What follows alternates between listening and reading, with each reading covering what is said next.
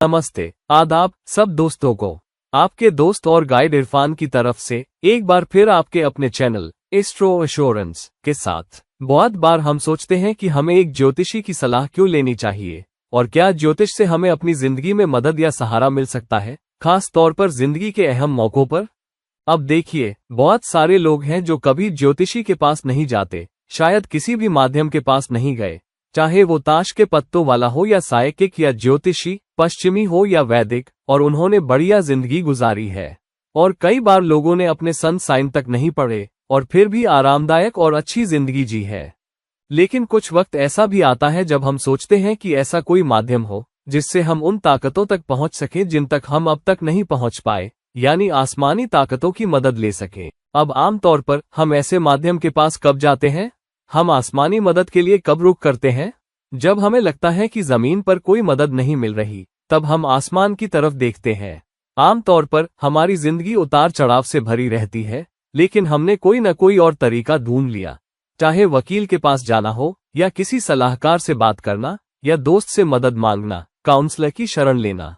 मिसाल के तौर पर, अगर आपके रिश्ते में कोई दिक्कत है तो हम अपने पार्टनर, बीवी या शौहर या गर्लफ्रेंड बॉयफ्रेंड के साथ बैठकर बात करते हैं। अगर बात नहीं बनती तो अपने करीबी दोस्त के पास जाते हैं और उससे पूछते हैं, यार मेरी जिंदगी में ये हो रहा है, तू क्या कहेगा? कहीं मैं गलत तो नहीं कर रहा? कैसे गलत कर रहा हूँ? और फिर हम और राय भी लेते हैं, शायद किसी रिश्तेदार से या परिवार के किसी बुजुर्ग से या अपने माँ बाप या भाई बहन से। हम पूछते हैं, देखो मेरे रिश्ते में ये हालात है, क्या मैं सही कर रहा हूँ? अगर हम जोड़ा है तो काउंसलर के पास जाते हैं ताकि वो एक्सपर्ट हमें बता सके कि क्या सही है, क्या गलत, किसे क्या करना चाहिए, रिश्ते को कैसे संभालें, विश्वास कैसे बनाएं। और हम वो कोशिश करते हैं। और अगर कुछ नहीं बनता, हमने सब कुछ आजमा लिया, कुछ काम नहीं आया, तो हम सोचते हैं, क्या मैं सच में सही राह पर हूँ? जोड़ा सोचता है, हम दोनों ने वो सब किया जो हमें सही लगा, कुछ नहीं हुआ, तो क्या हम अलग हो जाएं या कोई और तरीका है? तो माफ कीजिए। दूसरी बात, ऐसे ही अगर आपको पैसों की तंगी का सामना है तो हम किसी के पास जाते हैं, बैंक के पास जाते हैं, किसी फाइनेंस एक्सपर्ट के पास या उस दोस्त के पास जो निवेश में अच्छा समझता है। हम किसी ऑफिस के साथी से भी बात करते हैं जो ऐसे निवेश करता हो और आर्थिक तौर पर मजबूत लगे। अगर हमारी आर्थिक सूरत हाल अच्छी नहीं है, नौकरी होने के बावजूद भी, और फिर हम सब कुछ आजमाते हैं और फिर भी पाते हैं कि हमारी गुजारा नहीं हो पा रहा, जबकि दूसरे लोग अच्छा कर रहे हैं, उनकी बढ़िया गाड़ी है, अच्छा घर है, और हमें पता नहीं चलता कि हमारे पैसे कहाँ जा रहे हैं। और तो और, इतनी मदद लेने के बाद भी जब जवाब नहीं मिलते तो हम चौकन्ने होते हैं, क्या मुझे आसमानी मदद के लिए रुख करना चाहिए?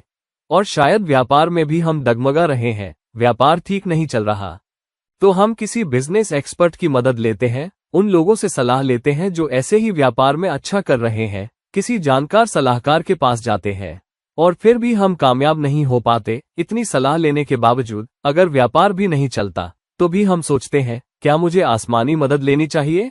अब हम आसमानी मदद के लिए कैसे रुख करते हैं? हम एक जरिया इस्तेमाल करते हैं, एक माध्यम। जैसा मैंने कहा, वो ताश के पत्तों वाला हो सकता है, ज्योतिषी, साइकिक, कोई भी। अब क्योंकि हमें ये जानने के लिए कि हमारे भाग्य में क्या है, आसमान तक पहुंचने के लिए माध्यम चाहिए, तो कई बार ये माध्यम, अगर आप उन्हें अच्छे से नहीं जानते तो आपको वो भरोसेमंद नहीं लगते और हमें उनकी सेवाओं पर शक होता है, क्योंकि हमें लगता है कि ये सब के सब जल्दी पैसा बनाने के चक्कर में हैं, उन्हें कुछ पता नहीं, वो हमें बेवकूफ बनाएंगे, ठग लेंगे और हम फंस जाएंगे। तो ये डर हमें ऐसे माध्यमों की मदद लेने से रोकता है। और मैं समझ सकता हूँ, बहुत सारे लोग हैं जिन्होंने ऐसे माध्यमों से सलाह ली और न सिर्फ उन्हें मदद नहीं मिली, बल्कि उन्होंने बहुत पैसा बहाया और हालात और बिगड़ गए। तो ऐसा होता है, और इसीलिए जरूरी है कि हम सावधान रहें जब हम ऐसे माध्यमों के पास जाएं, खास तौर पर जब हमारा ऐसे लोगों के पास जाने का कोई तजुर्बा ना हो। एक तरीका ये है कि लोग आमतौर पर उन लोगों से मदद लेते हैं जो पहले ऐसा कर चुके हैं। तो अगर मुझे मदद चाहिए, अगर मैं कोई ज्योतिषी नहीं जानता और मैंने कभी ज्योतिष का इस्तेमाल नहीं किया, तो मैं उस दोस्त के पास जाऊंगा जो ज्योतिष की मदद लेता है, या साइकिक या ताश के पत्तों वाले के पास जाता है, और उनके जरिए मैं किसी भरोसेमंद माध्यम के पास पहुंचूंगा। तो आमतौर पर लोग किसी भरोसेमंद माध्यम के पास जाते हैं जिसकी सिफारिश किसी भरोसेमंद शख्स ने की हो। कई बार हमें ऐसे वाकियात से मदद मिल जाती है, कई बार नहीं मिलती। तो खैर, चाहे हम चाहें या न चाहें, मुश्किल वक्त में, बुरे दिनों में, हम में से ज्यादातर लोग ऐसे माध्यमों के जरिए आसमानी मदद के लिए रुख करते हैं और शायद हमें वहां सुकून भी मिल जाता है। अब ऐसे माध्यमों के साथ आमतौर पर क्या होता है? पहली चीज जो वो करते हैं वो ये कहते हैं कि गलती आपकी नहीं है, मुश्किल उस शख्स में है जिससे आपका वास्ता है, आपके पार्टनर या जीवन साथी में। तो ज्यादातर ताश के पत्तों वाले, अगर आप प्रेम संबंधी पढ़ाई देखेंगे तो वो कहेंगे दूसरा शख्स भरोसेमंद नहीं है, उसे अहंकार है, वो घमंडी है, वगैरह वगैरह। वो आपको ये इसलिए कहेंगे क्योंकि किसी को ये सुनना अच्छा नहीं लगता कि तुमने गड़बड़ कर दी, तुमने सब बर्बाद कर दिया। तो माफ कीजिए मेरी भाषा, लेकिन वो यही कहते हैं आप गलत नहीं है, आप स्थिर है। और बहुत कम ऐसा होता है कि कोई ताश के पत्तों वाला आपसे कहे देखो तुम हालात को ज्यादा सोच रहे हो, तुम ओवर एनालाइज कर रहे हो, थोड़ा रुक जाओ, दूसरा इंसान ठीक है, मुश्किल तुम में है, यार जागो, हकीकत देखो। तो बहुत कम ऐसे लोग, कुछ ताश के पत्तों वाले या ऐसे माध्यम, आपसे कहेंगे देखो मुश्किल उनमें नहीं, तुम में है। लेकिन बात यह है कि ताश के पत्तों की पढ़ाई में ये ज्यादा इस बात पर निर्भर करता है कि आपके लिए कौन सा पत्ता खुलता है। ज्योतिष की पढ़ाई में आपकी बात आखिरी डिग्री तक की जाती है, ग्रहों की स्थिति, गोचर, सब देखा जाता है।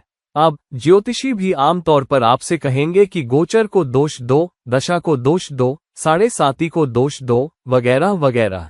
हालांकि एक अच्छा ज्योतिषी आपको ये भी बताएगा कि देखो ये तुम्हारी ताकतें हैं, ये तुम्हारी चुनौतियां हैं, इन्हें इस तरह पार करने की कोशिश करो। वो तुम्हें बदलाव भी सुझाएंगे, वो तुम्हारे रवैये और आचरण में बदलाव की बात कहेंगे, बजाय इसके कि सिर्फ रत्न पहनने, मंदिर जाने या उपाय करने को कहें। हालांकि वो भी कुछ हद तक मददगार होते हैं। एक अच्छा ज्योतिषी तुम्हें रवैये और आचरण का वो बदलाव बताएगा जिससे तुम अपनी जिंदगी को बेहतर बना सकते हो। तो ऐसी मदद लो किसी भरोसेमंद शख्स की जो तुम्हें बता सके कि तुम्हें अपने रवैये और आचरण में क्या बदलाव लाने चाहिए, उन उपायों के अलावा जो करने चाहिए। कोई जो तुम्हारी पहली मुलाकात में ही रत्न सुझा दे, उनसे थोड़ा सावधान रहना, क्योंकि रत्नों की कीमत बहुत ज्यादा होती है और वो उतनी मदद नहीं करते। तो बहुत ही सावधान रहना हर उस ज्योतिषी से जो तुम्हारे लिए रत्न बेचने लगे। 99% मौकों पर वो रत्न कुछ खास मदद नहीं करते। ज्योतिषी किसी के जरिए जल्दी पैसा कमा रहा होता है या तुम्हें उस दुनिया में धकेल रहा होता है जहां जाने की जरूरत नहीं। तो ये एक बात जो तुम शायद वैसे भी करोगे अगर तुम्हें मदद चाहिए, और अगर तुम्हें लगता है कि दुनिया मदद नहीं कर पा रही, तुम्हें आसमानी मदद चाहिए, तुम ऐसे लोगों के पास जाओगे। तो जाहिर सी बात है, अगर तुमने अब तक ऐसा नहीं किया है और तुम मुश्किल दौर से गुजर रहे हो, तो कृपया रुक करो और कम से कम एक बार ज्योतिषीय मदद जरूर लो, ताकि तुम जान सको कि कहीं कोई और वजह तो नहीं है जो तुम्हारी जिंदगी में दिक्कत पैदा कर रही है। और कई बार ये एक मेल होता है, और आमतौर पर यह तुम्हारी ग्रहों की स्थिति और तुम्हारे आचरण व रवैये की चुनौतियों का मेल होता है, जो मिलकर तुम्हें मुश्किल में डाल देता है। और एक अच्छा ज्योतिषी तुम्हें बता सकता है कि क्या करो और क्या न करो, किससे बचो और हालात से कैसे सुरक्षित रहो। ये ऐसा है जैसे तुम खुले समंदर में हो, क्रूज लाइनर पर हो या मछली पकड़ने के धंधे में हो, तुम्हें हमेशा तूफान की चेतावनी मिलेगी। तुम हमेशा नक्शे देखोगे, तूफान की चेतावनियां देखोगे और उसी हिसाब से प्लान बनाओगे कि जहाज किधर ले जाना है, किधर नहीं, बंदरगाह कब लौटना है, कब समंदर में नहीं जाना है। जिंदगी के सफर में भी तुम्हें ऐसे ही नक्शे की जरूरत है। तुम्हें वो नक्शा चाहिए जो तुम्हें बताए कि कहीं तूफान तो नहीं आ रहा। तो एक ज्योतिषीय परामर्श तुम्हें बता सकता है कि कुछ गलत होने वाला है या अभी गलत चल रहा है, जिसकी वजह से तुम मुश्किल में फंसे हो। किसी कानूनी सलाहकार या व्यापार एक्सपर्ट से हजारों डॉलर की महंगी सलाह लेने के बजाय एक ज्योतिषी तुमसे 50 से 100 डॉलर या उससे थोड़ा ज्यादा ले सकता है, जो उसकी फीस पर निर्भर करता है। ये एक बहुत छोटा सा निवेश है जो तुम ये जानने के लिए कर सकते हो कि चीजें ठीक चल रही हैं या नहीं। अब मैं ये नहीं कह रहा कि तुम ज्योतिषी की बात बिल्कुल मानो, लेकिन ये तुम्हें एक दिशा देता है जिसे तुम नजर रख सकते हो और अपने काम को कसौटी पर कस सकते हो। अगर ज्योतिषी कहे कि ये सही वक्त नहीं है ऐसा निवेश करने का, और तुम फिर भी करो और नुकसान हो, तो तुम्हारे दिमाग में बात घर कर जाएगी, है ना? लेकिन अगर सब ठीक चल रहा है, अगर वैसे भी सब अच्छा चल रहा है, तो हमेशा एक चेतावनी होना मददगार होता है। ये तुम पर है कि तुम उस चेतावनी के साथ क्या करते हो, लेकिन एक चेतावनी होना, एक नक्शा होना मददगार होता है। दूसरी बात, अगर तुम्हारी जिंदगी में सब कुछ ठीक चल रहा है, तो भी मेरी सलाह है कि एक ज्योतिषीय पढ़ाई जरूर करवाओ, ताकि तुम्हें पता चले कि तुम किधर जा रहे हो। अब अगर तुम्हें लगता है कि तुम्हारी जिंदगी में सब कुछ अच्छा है, तो शायद तुम ये वीडियो देख भी नहीं रहे होंगे, मगर शायद तुम उनमें से हो जो ज्योतिष में यकीन रखते हैं और किसी की बात सुनने को तैयार है। अगर तुम संयोग से मेरे चैनल और इस वीडियो तक पहुंच गए हो। अब ज्योतिषीय पढ़ाई के साथ एक और चीज भी होती है। कई बार लोग बहुत कम ही ज्योतिषीय सलाह लेते हैं। मिसाल के तौर पर भारत में सबसे कम स्तर पर ज्योतिषीय सलाह 2 चीजों के लिए ली जाती है। होने वाले दूल्हा दुल्हन की कुंडली मिलान करवाना कि क्या जन्मपत्रियां मेल खाती है, और दूसरा मुहूर्त निकलवाना यानी शादी की रस्म या 7 फेरे के लिए सबसे सही वक्त। ये एक धार्मिक रस्म है जो भारत में हिंदू शादी के लिए करते हैं। तो ऐसे मौके के लिए मुहूर्त निकाला जाता है, जो सबसे बुनियादी न्यूनतम चीज है जो ज्यादातर लोग ज्योतिषी से करवाते हैं। दूसरा स्तर है, कुछ लोग शादी और मुहूर्त के अलावा भी जिंदगी की बड़ी घटनाओं के लिए ज्योतिषीय सलाह लेते हैं। वो घर खरीदने का सही वक्त पूछते हैं, घर खरीदने के बाद का सही वक्त, व्यापार में निवेश करने या व्यापार शुरू करने का सही वक्त। तो जिंदगी की बड़ी घटनाओं के लिए वो सलाह लेते हैं। कुछ लोग छोटी मोटी घटनाओं के लिए भी सलाह ले सकते हैं। मिसाल के तौर पर घर कब खरीदें और फिर घर में प्रवेश कब करें, जिसे गृह प्रवेश या हाउस वार्मिंग सेरेमनी कहते हैं। तो घर में पूजा या धार्मिक रस्म कब करें ताकि घर में और भी शुभता आए और घर नए रहने वालों को स्वीकार करने के लिए तैयार हो। कुछ लोग तो लगभग हर महीने सलाह लेते हैं, मैं कौन से शेयर में निवेश करूं, इस शेयर में करूं या उसमें, ये करूं या न करूं। तो छोटी छोटी चीजों के लिए भी वो ज्योतिषियों के पास जाते हैं। तो ये इस बात पर निर्भर करता है कि तुम किस किस्म के इंसान हो। क्या तुम वो हो जो बहुत कम ज्योतिषीय सलाह लेते हो, या बड़े मौकों पर लेते हो, या छोटे बड़े दोनों तरह के मौकों पर लेते हो। ये तुम्हारे जीवन के नजरिए पर निर्भर करता है। लेकिन अगर तुमने कभी ज्योतिषीय सलाह नहीं ली, तो मेरी सलाह है कि कम से कम जिंदगी में एक बार जरूर लो, ताकि तुम्हारे पास एक नक्शा हो जिससे तुम कुछ चीजों को परख सको और अपने लिए एक रोडमैप बना सको। शायद तुम इस रोडमैप को पूरा न भी अपनाओ, लेकिन जिंदगी के सफर में इसे देखते रहना अच्छा रहता है, ये जानने के लिए कि क्या सब मेल खा रहा है। क्योंकि अगर तुम्हें लगे कि सब मेल खा रहा है, तो ये जानना और देखना अच्छा रहता है। कहीं कोई तूफान तो नहीं आ रहा? क्या हालात और खराब होंगे? क्या रास्ते में और झटके आएंगे? क्या रास्ता और बुरा होगा? कहीं मेरी गाड़ी तो नहीं खराब हो जाएगी? तो ये हमेशा मददगार होता है। तो मेरी सलाह है, ज्योतिषीय सलाह किसी ऐसे से लो जिस पर तुम्हें भरोसा हो, उन लोगों के जरिए जिन्हें तुम भरोसेमंद जानते हो और जो किसी भरोसेमंद को जानते हो। कम से कम एक बार सलाह जरूर लो। जान लो कि तुम्हारी ग्रहों की स्थिति क्या है, जान लो कि तुम्हारी ताकतें और चुनौतियां क्या है, ताकि तुम इस जिंदगी का अधिकतम फायदा उठा सको।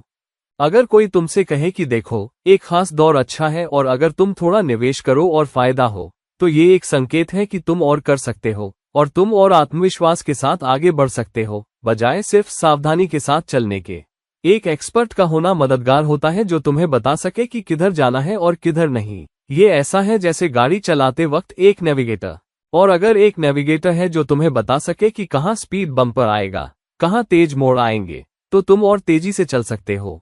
और इसीलिए रेस कार ड्राइविंग में हमेशा एक नेविगेटर होता है, ताकि तुम जिंदगी में और तेजी से आगे बढ़ सको और भी आत्मविश्वास के साथ काम कर सको, क्योंकि नेविगेटर तुम्हें बता रहा होता है। ज्योतिषीय सलाह भी ठीक ऐसी ही है। चाहे वो ज्योतिषीय सलाह हो या ताश के पत्तों वाले की या साइकिक की, एक बार ज्योतिषीय पढ़ाई करवा लो और उस राह को जान लो। शायद ये जिंदगी की हर चीज के लिए न हो, लेकिन कम से कम शुरुआत में अगर तुम्हें कोई भरोसेमंद लगे, तो शायद तुम उससे और मदद लो। और हर 5 साल में एक बार अगर तुम्हें लगे कि कोई ज्योतिषी अच्छा है, तो उसके पास जाना, उन $50 या थोड़े ज्यादा या कम का खर्च करना। ये कोई बड़ा निवेश नहीं है, लेकिन ये एक शानदार निवेश साबित हो सकता है अगर वो सलाह अच्छी हो, ज्योतिष अच्छा है और तुम उस ऊर्जा का फायदा उठा सकते हो जो तुम्हें तुम्हारी ग्रहों की स्थिति के जरिए मिली है। और एक ज्योतिषीय मदद कभी बेकार नहीं जाती, ये हमेशा तुम्हारी जिंदगी के किसी न किसी पहलू में मददगार साबित होती है।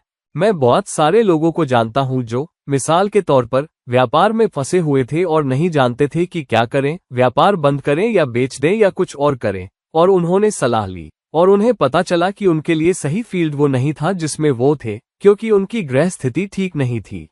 एक खास ग्रह बहुत कमजोर था उस दिशा में जिसमें वो व्यापार कर रहे थे, और किसी और दिशा में, किसी और उद्योग में व्यापार करना उनके लिए बेहतर था। मैं ऐसे लोगों को भी जानता हूं जो अपने जन्म के देश में वक्त बर्बाद कर रहे थे या मेहनत कर रहे थे, जबकि उनका भविष्य विदेश में था, विदेशी लोगों के साथ काम करने में, अलग संस्कृति के लोगों के साथ। और जब उन्होंने सलाह ली और फिर कदम उठाया, तो उन्होंने विदेशों में अमेरिका, कनाडा, सिंगापुर, ऑस्ट्रेलिया वगैरह बढ़िया कामयाबी हासिल की। और वो ज्यादा खुश थे और उन्होंने पाया कि उनकी जिंदगी बदल गई। बहुत सारे लोग शादी से पहले सलाह लेते हैं और उन्हें पता चलता है कि उस शख्स से शादी न करना ही बेहतर था, क्योंकि बाद में पता चला कि उस शख्स के परिवार में दुर्भाग्य था, जिस प्रस्ताव को उन्होंने ज्योतिषीय सलाह लेकर ठुकरा दिया था। अब कुछ लोग पूछते हैं कि क्या उन्हें उच्च शिक्षा लेनी चाहिए और क्या इससे उनके करियर में मदद मिलेगी। कई बार देखा गया है कि उच्च शिक्षा बेहतर करियर नहीं देती, जब करियर और उच्च शिक्षा का कोई संबंध नहीं होता। तो ज्योतिषीय सलाह तब तुम्हें ये बता सकती है कि तुम्हें अपनी ऊर्जा कहाँ लगानी चाहिए।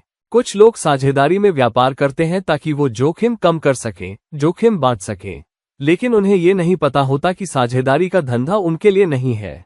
आमतौर पर ज्योतिष ये भी बता सकता है कि, मिसाल के तौर पर, अगर तुम्हारा 5वां घर ठीक नहीं है तो तुम्हें प्राथमिक शिक्षा में दिक्कतें आएंगी, तुम्हें बच्चे के जन्म में, बच्चों के मामलों में, बच्चों की शिक्षा में दिक्कतें आ सकती हैं।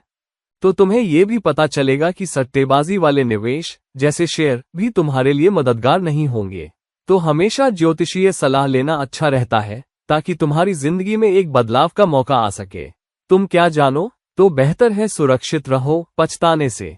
ज्योतिषीय सलाह लेने में कोई बड़ा नुकसान नहीं है, या मुश्किल से ही कोई छोटा सा निवेश है, लेकिन ये एक लंबा सफर है और शायद तुम्हारे लिए एक मजबूत सहारा, खास तौर पर मुश्किल वक्त में। तो दोस्तों, ये रही मेरी सलाह कि ज्योतिषीय सलाह लेनी चाहिए या नहीं, और कब लेनी चाहिए। कृपया इस वीडियो को लाइक करें, इसे शेयर जरूर करें, और अगर आपको मुझसे निजी परामर्श चाहिए तो मेरे पास जरूर पहुंचें। और अगली मुलाकात तक ये आपका दोस्त और गाइड इरफान विदा लेता है। अलविदा।